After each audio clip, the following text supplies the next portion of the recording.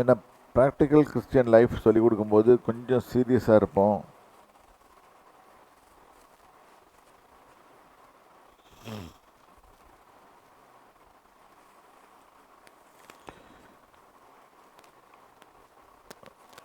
Let's turn our Bibles to Genesis chapter 8. ஆதியாகமம் 8ஆம் அதிகாரம். இது முதல் பகுதி. ஒண்டி பூமியுள்ள நாளளவும் விதைப்பும் அறுப்பும். அவ்வளோதான். இது கர்த்தர் நமக்கு மனுஷனுக்கு சொன்ன காரியங்கள். அதோட மனுஷனுக்குன்னு சொன்னால் மனுஷனுக்கு டைரெக்டாக சொல்லல, எல்லா மனுஷனுக்கும் சொல்ல. நோவா ஆரிஜின் அந்த சமயத்தில் எல்லாமே அழிஞ்சு போயிடுச்சு. ஃப்ளட்டு, இந்த வெள்ளம் வந்த பிறகு, நோவாவின் வெள்ளம் வந்த பிறகு எல்லாம் அழிஞ்சு போயிடுச்சு. நோவாவும் அவனுடைய பிள்ளைகள் மாத்திரம்தான் இருக்கிறாங்க. அப்போ அவங்கக்கிட்ட சொல்கிற வார்த்தை. இப்போ நம்ம அதுக்கப்புறம் வந்த ஜனங்கள் நோவாவின் பிள்ளைகள் தான். ஷேம், ஹாம், ஜாஃபத்ன்னு சொல்லிட்டு அதுலேருந்து வந்த பிள்ளைகள் தான் நம்மலாம். இது எத்தனை பேருக்கு வேதத்தை ஆராய்ச்சி பண்ணி பிடிச்சிருக்கீங்களோ உங்களுக்கு தெரியாது, எனக்கு தெரியல. அது அது கொடுத்துட்டு சில இன்ஸ்ட்ரக்ஷன்ஸையும் கொடுக்குறாரு அவங்களுக்கு. ரெண்டாவது என்ன பண்ணுறாரு, அப்போ நீ எப்படி உருவாக்கப்பட்டிருக்கேன்னு சொன்னால் நீ விதைப்ப அறுப்ப. ஸோ இந்த மாதிரி இருக்கிற போது தான் உனக்கு வெற்றியுள்ள வாழ்க்கை வாழ முடியும். இந்த காலத்தில் நீங்கள் வாழணும்னு நினச்சிங்கன்னா, வெற்றியுள்ள வாழ்க்கை வாழணும்னு நினச்சிங்கன்னா, நீங்கள் என்ன பண்ணணும்னு கேட்டிங்கன்னா இதை ஃபாலோ பண்ண தான் முடியும். இல்லாட்டி சான்ஸே கிடையாது. நீங்கள் அல்லேலூயா போடுங்க, ஸ்தோத்திரம் போடுங்க, என்ன வேணால் செய்திடுங்க, அழுது பாருங்கள், ஒன்றும் பண்ணல. காட்ஸ் பிரின்சிபிள்ஸ், தட் இஸ் அவருடைய திட்டங்கள், அவர் ஆல்ரெடி செய்து முடித்த காரியங்கள், சிலுவையிலையும் அவர் செய்து முடித்த காரியங்கள். இதை தவிர்த்து நம்ம வேறு ஏதாவது ஃபாலோ பண்ணோம்னா நம்மளுக்கு நடக்கிறது சான்ஸே இல்லை. இப்போ உங்கள் பாஸ்டர் சொல்லியிருந்தாரு, நிறைய பேருக்கு சுகம் கேட்டு கிடைக்க மாட்டேங்குது. காரணம் என்னென்னா, ஏன் கிடைக்க மாட்டேங்குது, ரிசல்ட் வர மாட்டேங்குதுன்னா, ஆல்ரெடி ஒன்று அவர் சொல்கிற விசுவாசம் நமக்கு இருக்கணும். ரெண்டாவது நம்ம அவர் சொல்கிறபடி கேட்கணும். இது ரெண்டும் இல்லைன்னு சொன்னால் நமக்கு எந்த காரியமும் நடக்கிறதுக்கு சான்ஸ் இல்லை. இப்போ பாருங்கள், பூமி உள்ள நாளெல்லாம் இப்போ கர்த்தர் சொல்கிறாரு நோவாவுக்கும் அவன் பிள்ளைங்களுக்கும், பூமி உள்ள நாட்களவும். இது ஏன் சொல்கிறாருன்னா, நீங்கள் போய் உங்கள் பிள்ளைங்களுக்கு சொல்லுங்கள் எப்படி நீங்கள் இருப்பீங்கன்னு சொன்னால், விதைக்கிறதும் அறுக்கிறதுமா இருப்பீங்க. அதாவது உங்கள் உடம்பும் அப்படி தான் இருக்கும், உங்கள் சரீரமும் அப்படி தான் இருக்கும், உங்கள் எல்லா காரியங்களும் அப்படி தான் இருக்கும். இப்போ சில நம்மளிலிருந்து புறப்படுகிற காரியங்களில் சில காரியங்களை பார்ப்போம். எப்படி நம்ம ஃபெயிலியர் ஆகிறோம்னு சொல்லிட்டு பார்ப்போம். நீதிமொழிகள் 13ஆம் அதிகாரம் 2வது வசனம். மனுஷன் தன் வாயின் பலனால் நன்மையை புசிப்பான், துரோகிகளின் ஆத்துமாவோ கொடுமையை புசிக்கும். இது திருக்குறள் மாதிரி இருக்குல்ல உங்களுக்கு, அப்படிதான் அர்த்தம் புரியாது. இதுக்கு அர்த்தம் என்னன்னா, மனுஷன் தன் வாயின் பலன், வாயில் நீங்கள் என்ன பலன் சொல்கிறீங்க? ஐயோ எனக்கு வியாதி வந்துடுச்சு, ஐயோ எனக்கு இப்போ வேதனை வந்துடுச்சு, எனக்கு துன்பம் வந்துடுச்சு, தொல்லை வந்துடுச்சின்னு சொல்ல சொல்ல சொல்ல சொல்ல அவைகள் வந்து கொண்டே இருக்கும். ஏன்னா நீ அதுதான் விதைக்கிற.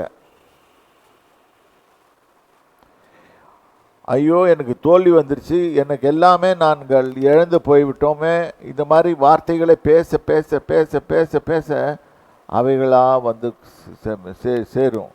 கர்த்தர் என்ன சொன்னார், இயேசு என்ன சொன்னார், நான் உன்னை எல்லாற்றிலிருந்தும் மீட்டெடுத்துட்டேன். இதை விசுவாசித்து நம்ம முன்னர்.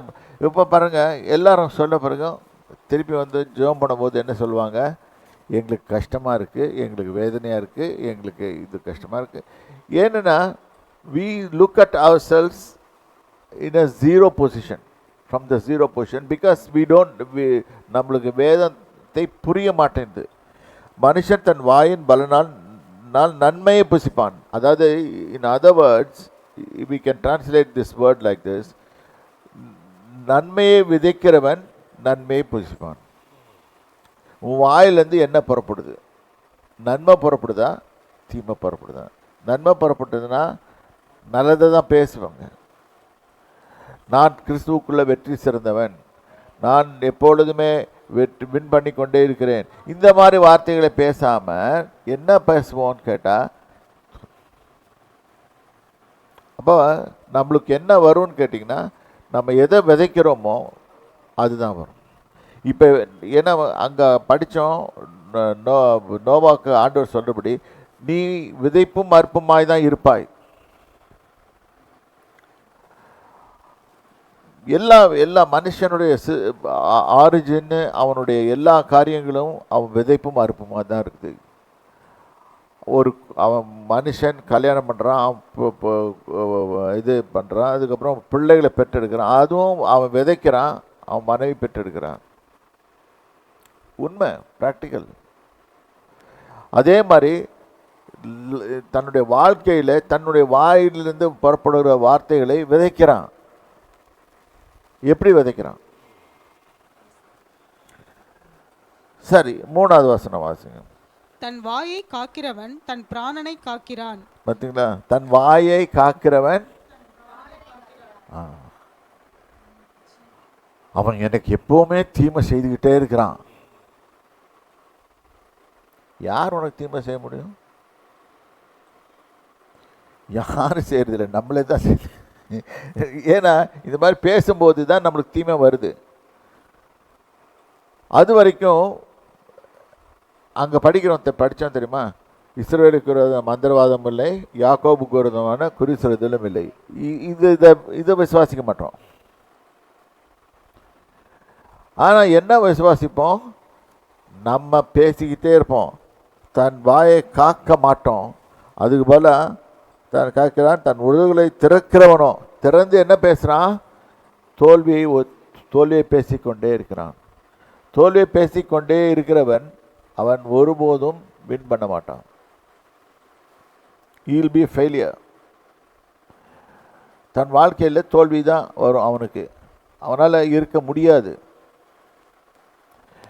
அவன் கடைசியில் வந்துட்டு சர்ச்சில் ஜோம் பண்ணுவான், இல்லாட்டி எங்கேயாவது போய் பண்ணுவான், அப்புறம் சக்ஸஸ் கிளாஸ்ன்னு சொல்லிட்டு போவானுங்க. நிறைய பேர் போகிறாங்க, அது மாதிரி அட்வைசர்ஸாக போகிறாங்க. அந்த மாதிரி ஒவ்வொரு ஊராக போய் அட்வைசர்ஸ் போகிறாங்க. அந்த அட்வைசர்ஸுக்கும் போய் உக்காந்துக்கிறான். அவனுக்கு என்ன பண்ணுறதுன்னு தெரில. ஃபர்ஸ்ட் ஆஃப் ஆல் வாயை மூடு. வாயை மூடினா சிறப்பீங்க, இல்லாட்டி ஃபெயிலியர். இது கர்த்தர் நம்ம மேலே எழுதி வச்சிருக்கிறது.